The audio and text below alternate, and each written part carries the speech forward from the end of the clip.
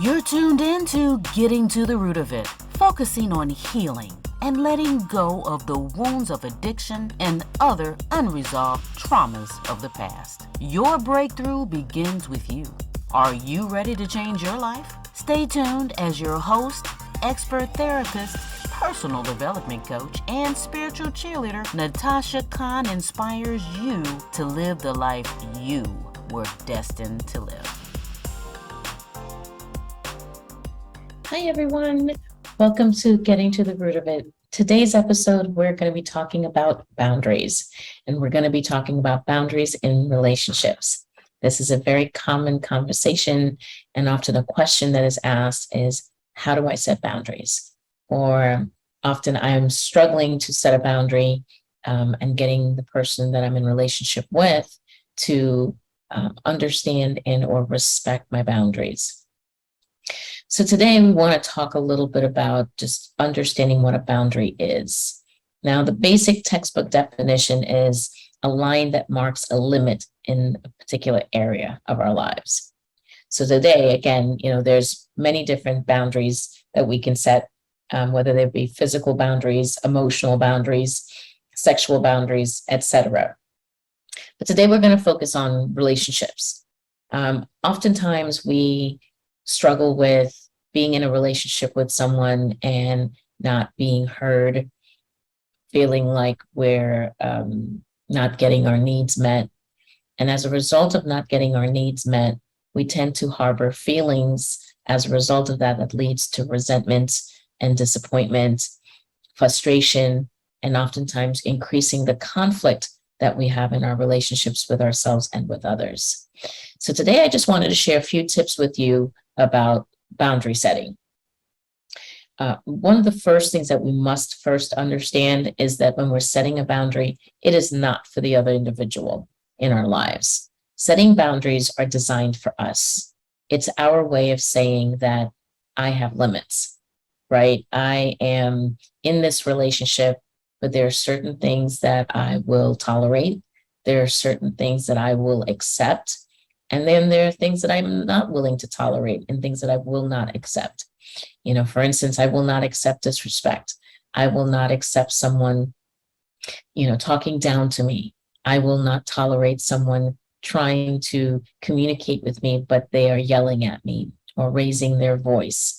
And the list goes on, right? You know exactly in a relationship that you might be in presently today that there are some boundaries that need to be set. So first and foremost, remembering that it's about you and not about them. Now, in saying that, everyone that's in that relationship has the right to set boundaries. So whether you're a parent to a child, the child needs to set boundaries, and a child meaning an adult, right? Someone who's 18 years and above. The parents need to set boundaries. If it's in a relationship with a couple, the husband and wife each need to have their limits and be able to set those boundaries in that relationship as well. But why is it difficult to set boundaries? Well, most oftentimes it's because we don't know what we need in that relationship, or we don't know what we need for ourselves. The second thing that makes it difficult to set those boundaries is not being able to identify how we're feeling, and then being able to convey to someone, this is how I'm feeling. Most oftentimes, the reason why these conversations are difficult to have and or expressing how we feel is difficult stems from early childhood issues, growing up in dysfunction, having experienced some form of trauma, abuse, neglect, abandonment, and not just physical, but also emotional neglect and abandonment. And not learning the skills at a very young age that it's okay to feel our feelings, and it's okay to talk about how we feel. So most oftentimes from early on in childhood, we repress our emotions or we suppress our emotions or what we believe to be true because of the way that we may have been influenced growing up. You guys have heard me say on a few episodes before, in my own upbringing, girls were meant to be seen and not heard. So the ability or the the right that I had to speak up for myself or to talk about how I was feeling was not an option. And as a result of that, as I grew up and got older and got into relationships with others, whether that was in a relationship with a man, whether that was a relationship with friends, oftentimes I would feel a particular type of way in the way someone behaved, someone said something, and it triggered an emotion in me. And I just kept it in. I didn't talk about it. I didn't say anything about it because I learned from a very young age that my feelings didn't really matter. Now, not saying that, my caregivers had the intention to suppress me from speaking up. I always say you don't know what you don't know, and we learn a lot of bad habits that are passed on from one generation to another, right? So I know from my family, they also didn't know how to express their emotions. They also didn't know how to manage their emotions, and that comes from their caregivers and so on and so forth. So always remembering this is not about blaming anyone. This is not to say that anyone is at fault. It's simply recognizing that there are a lot of things that we have not learned. We have not learned conflict resolution skills. We have not learned how to communicate effectively. We've not learned that it's okay to feel our feelings and to talk about how we feel, nor have the appropriate coping skills to manage our feelings effectively. So these are just some of the things that get in the way of us being able to set boundaries. Now, setting a boundary means having a limit, being able to say that I have sort of this line in the sand, that I'm in this relationship and these are things that I need to be okay and to be happy and to be fulfilled in this relationship. Now, remember, this is a two-way street. So this works for both sides. And so if I'm in a relationship with someone and I am feeling hurt, sad, rejected, believing that I'm being disrespected, believing that someone is not appreciating me in the relationship and or appreciating what I have to say or how I feel, really has more to do with me than it does with the other person. Now, I know anyone hearing that out there right now is probably thinking, well, how is that my fault? How is it that my being disrespected is not somebody else's problem?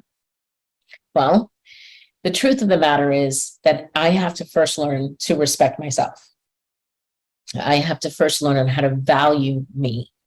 I have to know my worth and know that I am just as important as everybody else that I'm in relationship with.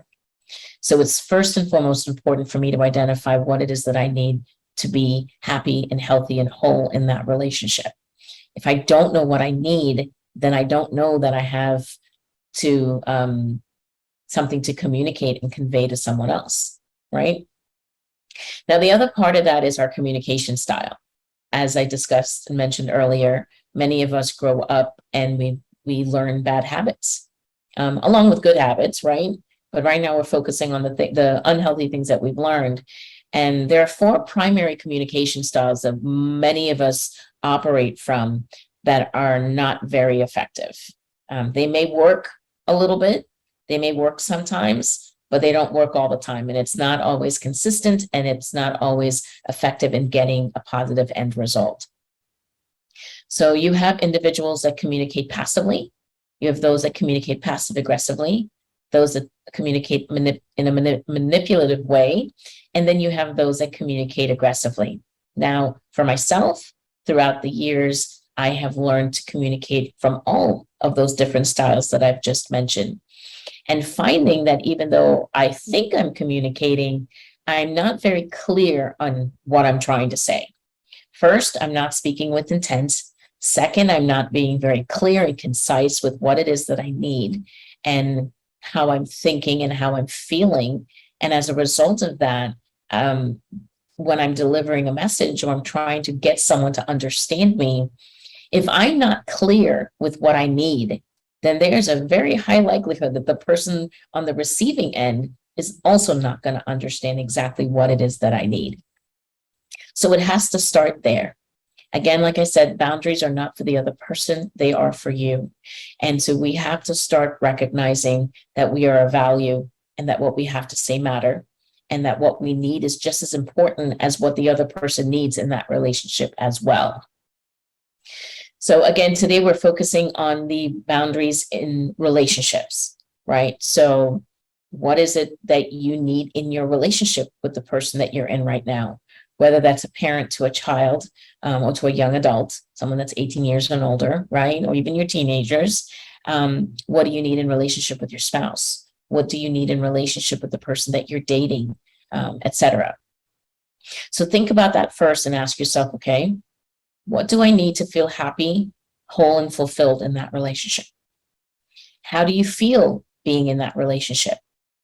How do you feel when you believe or perceive that you're not being heard, or that what you have to say is falling on deaf ears?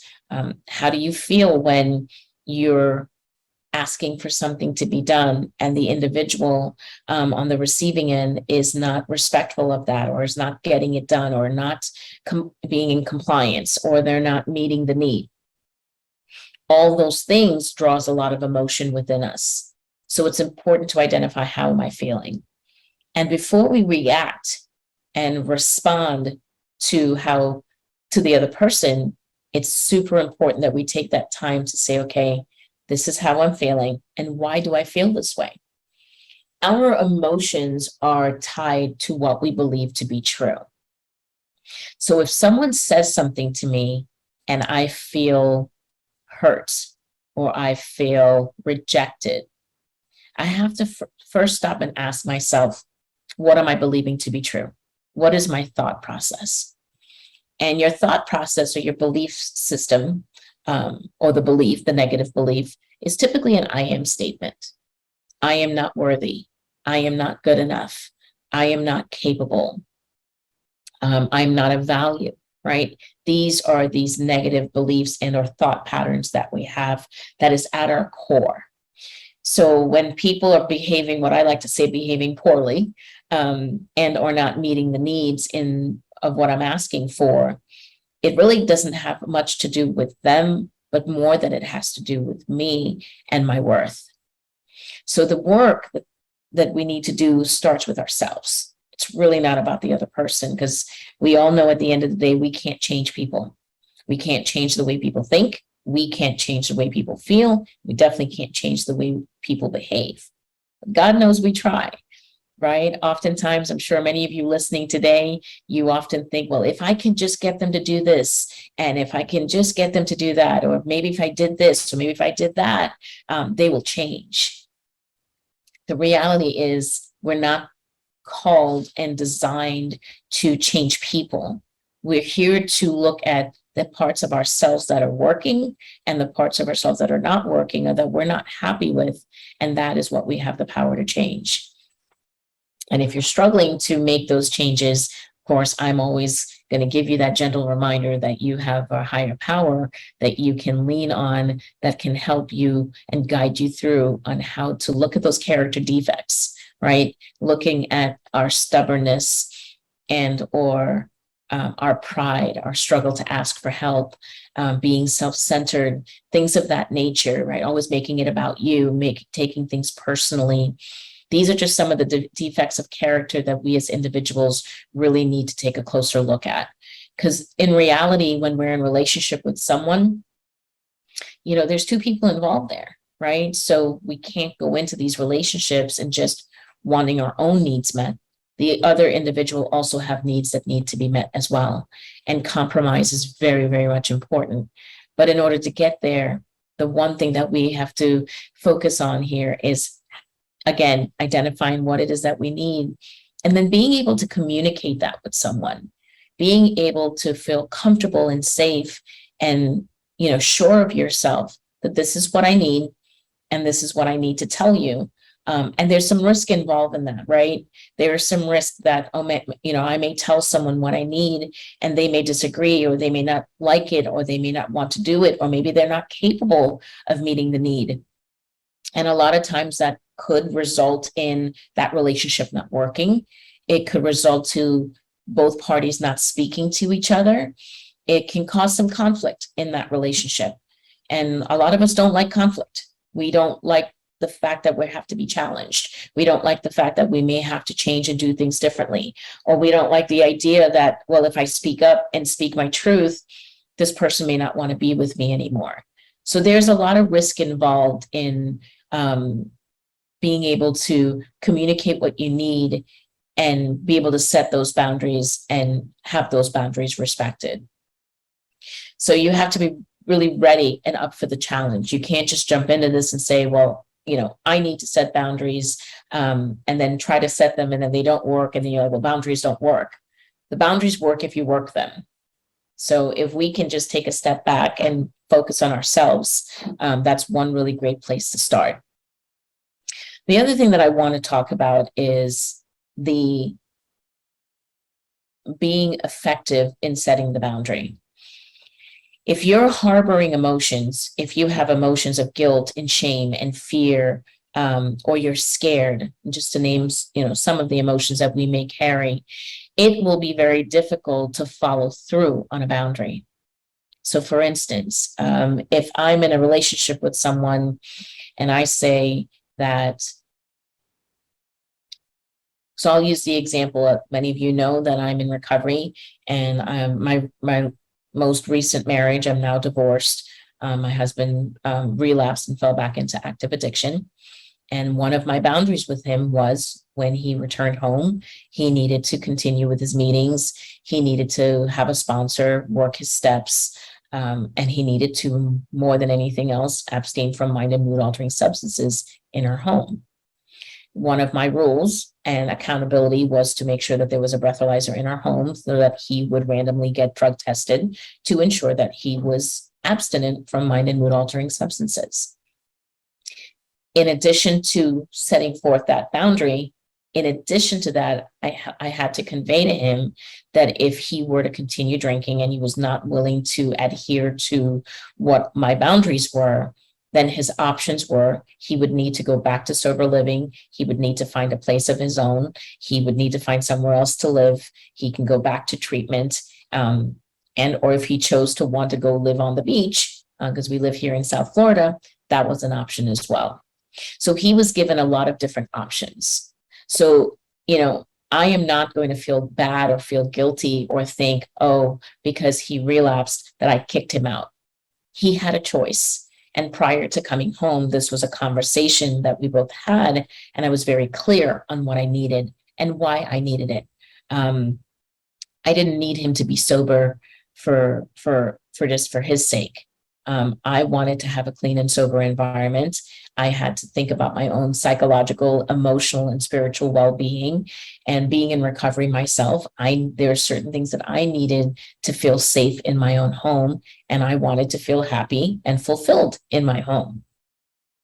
So as a result of setting those boundaries, he then decided that he did not want to do what I was asking him to do. He did not want to follow through on those boundaries, and that was okay. I was not angry with him. I was not mad in any way, but I made it very clear to him that staying in our home would not be an option for him.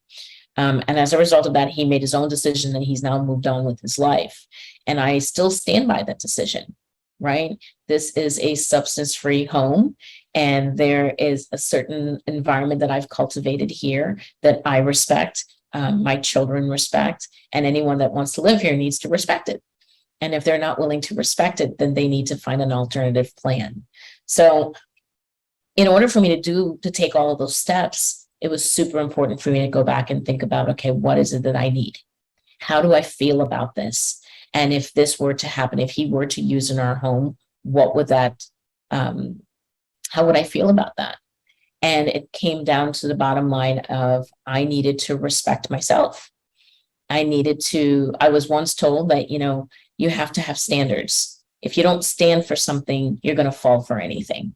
And I have spent a lot of years being a doormat to many people because I feared of not being liked. I feared that, I would be rejected. I feared that people wouldn't want to be around me and I wouldn't be part of or be involved or belong to anything. And that fear for many, many years is what led me to being that doormat to others. Well, as a result of having a relationship with a higher power and growing into loving myself unconditionally and learning to respect my own needs and learning on how to meet those needs, I grew the confidence, the self-worth, and the self-esteem to be able to say no, right? No is a complete sentence. To be able to say, no, that's not going to happen here, and take the risk of someone being mad at me, and to take the risk of someone not wanting to adhere to those rules or to those guidelines, or to not cross that limit.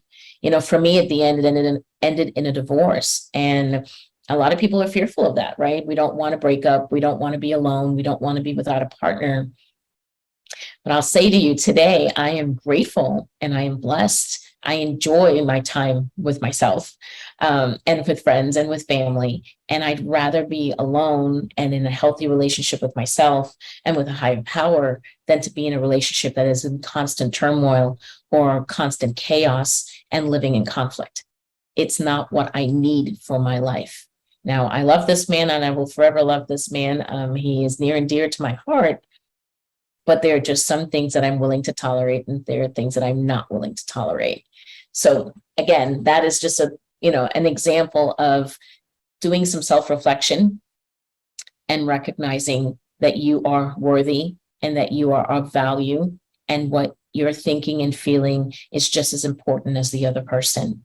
And so it doesn't mean that we can't care about other people, but it's important that we care about ourselves as well. And it's time that we put ourselves first and figure out what it is that we need out of life and how we can go about achieving that, and not allowing ourselves to be sacrificed for the greater good of someone else. Right now, I say that, and I hope my listeners are hearing me loud and clear. This is not for you to go in to bulldoze a relationship and just put your foot down to say, well, this is what I'm going to do, and this is what I'm not going to do. Remember, that goes both ways. You have a partner in your relationship, or you have a friend or a child or whomever you are in relationship with, that also has their boundaries, and you have to respect their boundaries as well. You have to know what their limits are and know not to cross those limits. For my families who've been in my family retreats are very familiar with the hula hoop, right? Learning to stay in your own hula hoop. So imagine yourselves in a hula hoop, and everyone in the relationship is standing in their own hula hoop. The only thing that you're responsible for is your thought process, how you feel, your perception of things, and your behavior. That's it. And you get to decide what you allow in and out of your hula hoop. You get to choose. And if you choose to have someone come into your space without permission, or if you choose to have one provide unsolicited advice without you asking, and you continue to allow that to happen, then you are condoning and you are contributing to teaching others on how to treat you, right? If you have the right to say no, you have to say no, thank you. You have to say, I'm not interested. While that's really great information, or I hear what you're saying, you have that right to say no. And you want to be okay with saying no. I think a lot of people think that saying no means you're a mean person, or that you're not kind. And I don't think that one has anything to do with the other, right? We can't be saying yes every day of our lives. I think the only person that I say yes to all the time and am consistently obedient with that is my higher power. That's it, right? So just keep that in mind, moving forward when you're in relationship with someone else, that both parties have a right to express what they need, and also be willing to admit and acknowledge if you're not capable of meeting a need. Your loved one may set a boundary with you and need you to be someone that is affectionate, or maybe they need you to be a listener, an active listener. And maybe you're not capable of doing that right now. It is super important for you to be able to let your loved one know that while I hear what it is that you need, I'm not sure that I'm capable of doing that right now, and I may need to work on that, right? No one is perfect. We are all perfectly imperfect. So we want to get comfortable in being able to recognize what we're capable of doing and what we're not capable of doing. And then again, being able to convey that to the other person.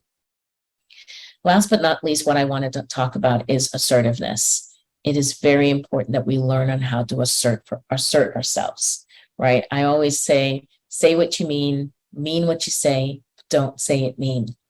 It's very important that when we are setting a boundary or we are communicating our needs to another human being, that we are mindful that we are not doing it in a manner or with an intent to harm them and or harm ourselves. We want to speak our truth. And that's why speaking from an I place versus a you place, I think this, I've observed this is what I'm seeing, this is how I'm feeling, most oftentimes help diffuse a lot of situations that could lead into conflict or become pretty volatile in nature. Most oftentimes when we're saying, you did this and you made me feel, I always tell people that no one can make you feel a certain way. No one is that powerful.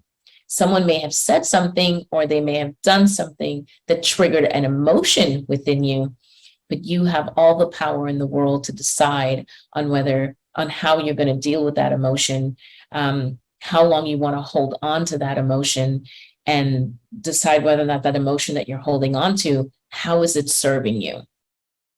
Right? Most people say, well, I'm angry at someone.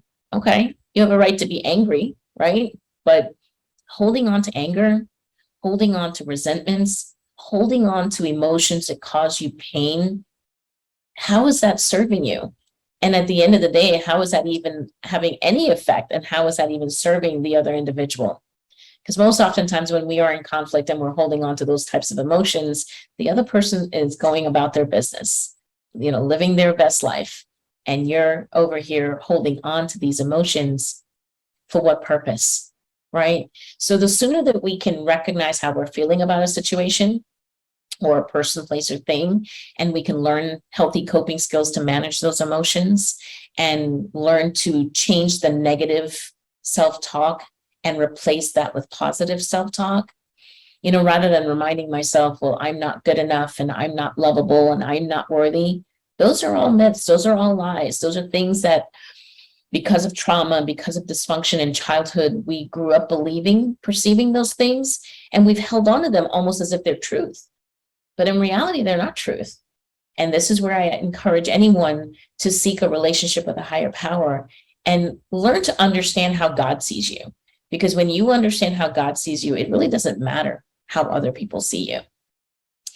I know that I'm a daughter of God, and I know that I am loved, and I know that, He constantly shows me grace and mercy and forgiveness every day of my life. And so if He can do that for me, why am I not able to do that for myself when there are days that I can be really hard on me and or do that for other people, right? So there's a lot to work on, guys, before we can get into this whole place of wanting to set a boundary and then having the ability to follow through on that boundary. If you want it to be effective, the work has to start with you before we roll that out into the relationships with other people. So I hope the information today has been super helpful to you. I thank you all so much for listening and checking out my podcast every Wednesday. And I can't wait. There's so many more episodes. We're going to talk so much more about different types of relationships. We're going to continue the conversations about being in a relationship with a narcissist. We're going to continue the relationships of how we find ourselves staying in dysfunctional relationships and or staying in abusive relationships. So there's more of that to come, because listen, we are living in a world right now where we are finding ourselves settling and conforming out of, in these relationships due to fear. Many of us don't want to be alone. Many of us don't want to be single. Many of us don't want to learn to just love ourselves and enjoy our lives. Many are yearning to have that companionship, and don't misunderstand me. I'm yearning for that companionship as well. However, I know that there's still some work to be done on myself first, because I want to be my best self and bring my best me to the table in relationship, when I'm interacting with others. So just stay tuned. If you want to continue this conversation, if you would like to do some one-on-one work around your negative beliefs or feelings that you might be harboring that's getting in the way of you setting boundaries and following through on those boundaries in your lives and or in your relationships, please do not hesitate to contact me. I can be reached via email at empoweredvoices45 empoweredvoices45@gmail.com.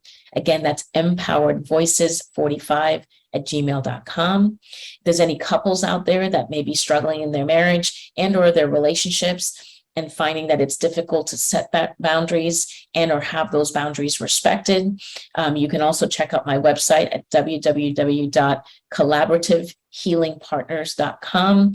My business partner and I, Stuart Azalea, he's a licensed marriage and family therapist. We both work together collaboratively with couples to be able to help them learn on how to communicate more effectively, learn to resolve their emotional hardships or turmoil, so that they can begin to set these boundaries in their relationships and respect themselves and to respect one another. So again, that's www.collaborativehealingpartners.com. You can find us on Instagram at Collaborative Healing Partners. And again, via email if you'd like to do some one-on-one work. So thank you guys so much again for tuning in. It's always a pleasure to be here and to share a little bit of knowledge and a little bit of wisdom and life experience with you guys. And I look forward to speaking with you guys again and sharing something new with you guys next week. Stay tuned.